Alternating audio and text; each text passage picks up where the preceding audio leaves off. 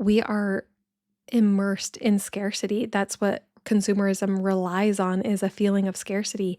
And if we live in this scarcity mindset all the time, it doesn't just affect, our money or our energy and our patience. It affects every part of our lives. It affects the way we make decisions. It affects the way we use our time.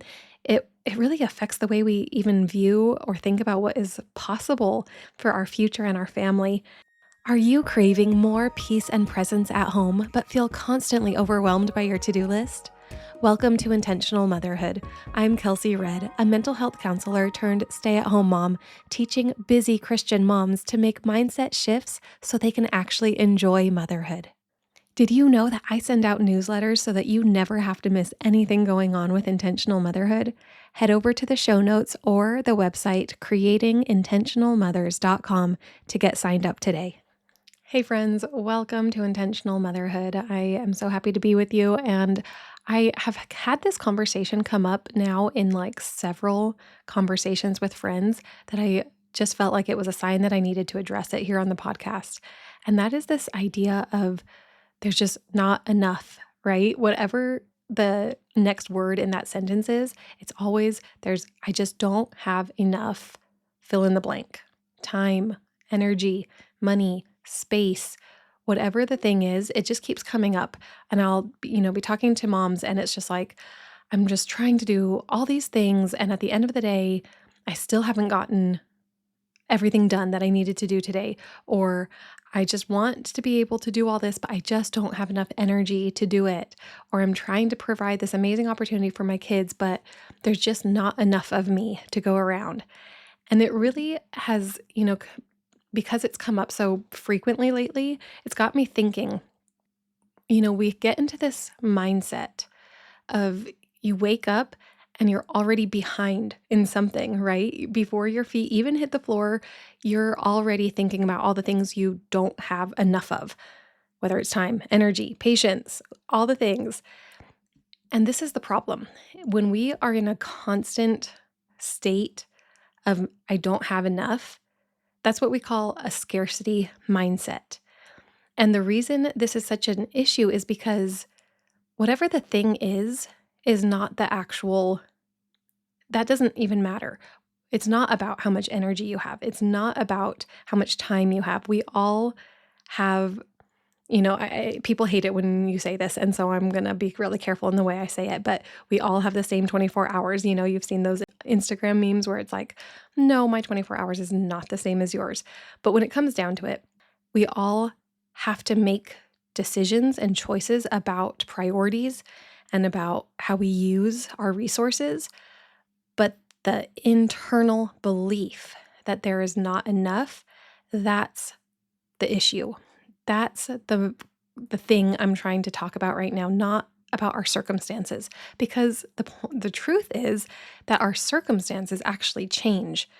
What we have the most control over is our mindset and is the belief system that we are creating and implementing through habitual and repetitive thoughts and behaviors and actions. So this is how this shows up in motherhood. When you feel like you are constantly rushed, you're rushing everything. You're hurry up to finish this meal so that we can get to the next thing, so that we can hurry up and do this, so that we can hurry over to this thing. When you're constantly rushed, which for me typically leads to being very easily frustrated and snapping quicker at my kids, like, no, we don't have time for that. You have to get over here. And when you're feeling like you're multitasking all the time because that's the only way to get it all done. This is that scarcity mindset in practice. That feeling of just never being able to just sit down and relax and be still, be present. Or maybe you try to do that and then you feel guilty about it because you feel like you should be doing something else. Or even sometimes I think that that feeling of needing to constantly be busy and doing something more leads us to just escape through like scrolling on our phones to think we're like doing something. At least we're keeping our brain active rather than just being comfortable with the ability to just rest and be calm and be still.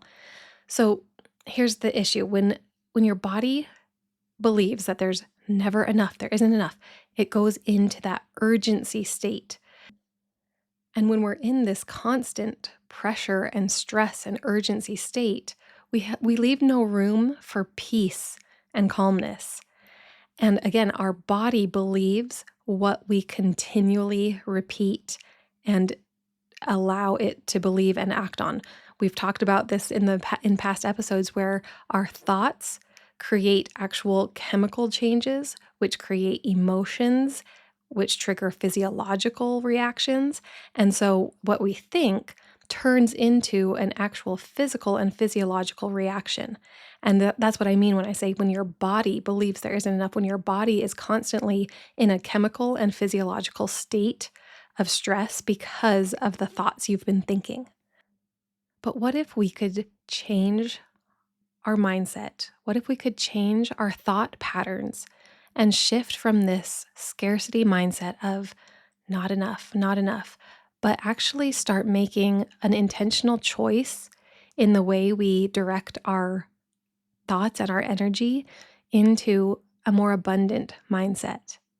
Abundance looks like creating time for what matters, having enough presence to enjoy your kids and be with them, engaged with them. Abundance is actually guarding and protecting your energy rather than leaking it all over to things that you don't actually care as much about as you maybe think you do. Abundance is having enough space to just breathe and to feel like you have enough capacity to respond intentionally rather than constantly reacting. And it's really easy to think that, oh, I can have this abundant mindset when life gets easier, when I have more time because my kids are in school, or when everyone's grown up and I'm not dealing with changing diapers, or when my kids can be more helpful. But this is the problem, right? We always think that we can be happy when, or everything will be better when. And it actually, the responsibility lies in ourselves to create the experience, the reality that we want to be living. And so when we start to shift our thoughts and our energy and our intention into these more abundant mindsets, we actually do create a reality that feels more aligned. I want to give you some practical tools because you guys know that I love to give you practical tools. And the first one will be awareness. I want you to just start to notice when you say things like, I can't, there's not enough, I don't have enough time, or not now. All of those kind of language. And I want you to start reframing it into rather than there's not enough time, maybe say something like, I'm choosing to do this right now because that's what matters most. Rather than constantly rushing, being able to start saying more no's. There is a book that I absolutely love and I recommend for all of you. It's called Essentialism by Greg McKeown. And one of my favorite quotes in there is say a quick no and a slow yes. And I really like this idea because it reminds us that you don't have to say yes to everything just because maybe the current of society is rushing you down that path. You might feel like, well, you're just supposed to sign your kids up for 3 summer camps and 4 different sports, and you're just supposed to make sure that they don't fall behind. So you're doing extra practicing, and you're just supposed to always be doing all the things. You're supposed to be keeping your house clean. But rather than feeling like you have to do everything, can you narrow it down a little bit to what really matters? What do I value the most at this time? And that can shift, right? But if you can say a quick no and a slow yes to what really matters, then you will be slowly eliminating things from your life that don't actually align with the energy that you want in your home and maybe don't even align with what you truly value. And when you start to eliminate the things that don't bring value and joy to your life, then you might actually start to realize that you have more of what you do love, including just more slowness or more presence, more rest, more imagination time, more creativity. And those are the things that for you and your children are so critical to actually feeling joy. So let me kind of summarize these tools because I kind of got a little off on a tangent. We have awareness of just noticing what you're thinking and saying, the language that you're using. And then the second tool is reframing it to rather than, I don't have enough time. No, I'm choosing to do what I want to do right now. And then slowing down by saying more no's. Abundance creates space to allow, right? So maybe even just for 30 seconds to just sit and breathe, or maybe just take a moment to really look at your kids. When was the last time you just really like looked at them and watched what they were doing and noticed the joy or the expression, the emotion, and just appreciated that for what it was? I say this because just the other night I was putting my kids to sleep and I don't know, I was just in a good mindset. And so as I was, putting my children to sleep and their eyes were closing, I was just looking at them and realizing this this is what I wanted. This is what I dreamed of.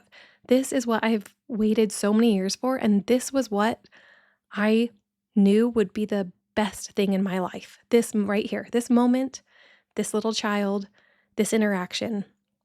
And when I realized that, I thought, I just don't want to waste any of the other time not enjoying this. I want to stay in this mindset all the time where I remember that, oh, yeah, this was what mattered. This was what I cared about.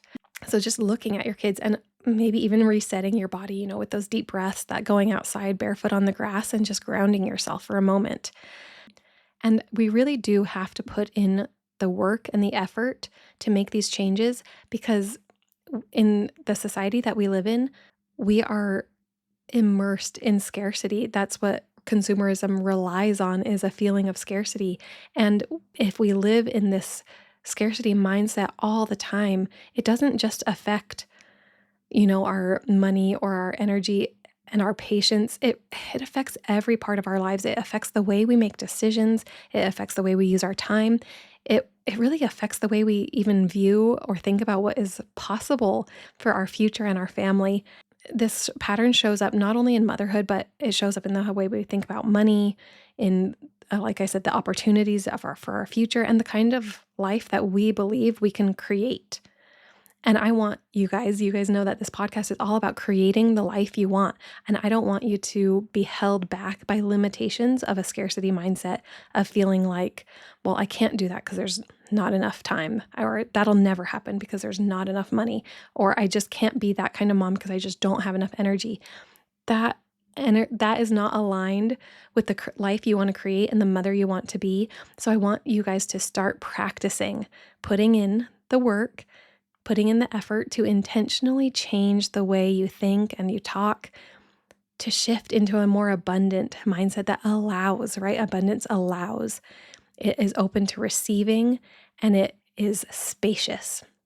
So start taking this week to use these tools that I've shared with you to realize that it's not that you're behind, it's not that you're failing, and it's not that you just need more time. You actually just need a new internal starting point. You need a new internal clean slate because that shift is going to allow everything to change for you. And we'll keep talking about this in the future because you guys know I'm so into this idea of allowing yourself to be a co-creator with the divine source, with, the universe, capital U, with the creator of the universe, to create a life that's beautiful and that brings you authentic joy every day. Can you imagine if all the mothers that are listening to this podcast just felt authentic joy every day in their life and in their role as a mother? How that would affect their children, how that would affect their families, how that would affect generations and generations, and eventually how that would change the world.